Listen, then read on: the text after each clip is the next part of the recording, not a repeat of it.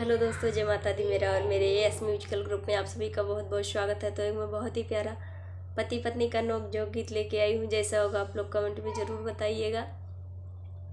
हथवा में लिए आल पिनिया हमार राजा रखे मालिनिया। हथवा में लिए आल पिनिया हमार सैया रखे मालिनिया। रखे मालिनिया हो रखे मालिनिया। रखे मालिनिया हो रखे मालिनिया। हथवा में लिए आल पिनिया हमार सैया रखे मालिनिया।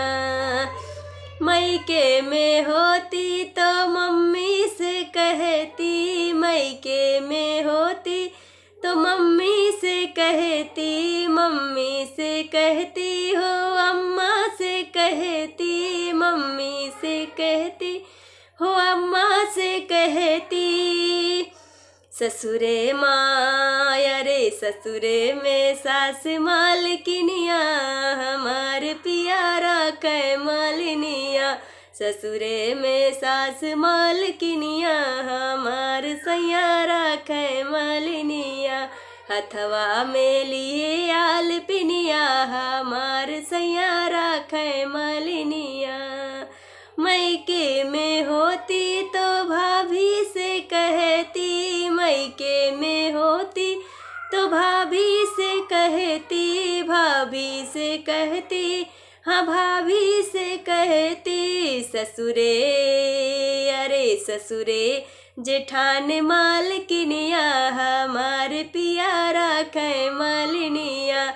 ससुरे जेठान मालकिनिया हमार राजा राखे मलिनिया।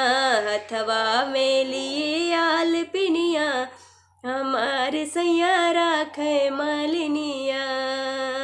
मैके में होती तो दीदी से कहती। मैके में होती तो दीदी से कहती। दीदी से कहती हो दीदी से कहती।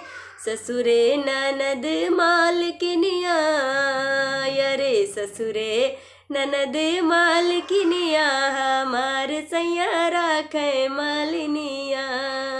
अरे हथवा में लिए आल पिनिया हमार सैया राखे मालिनिया। हथवा में लिए आल पिनिया हमार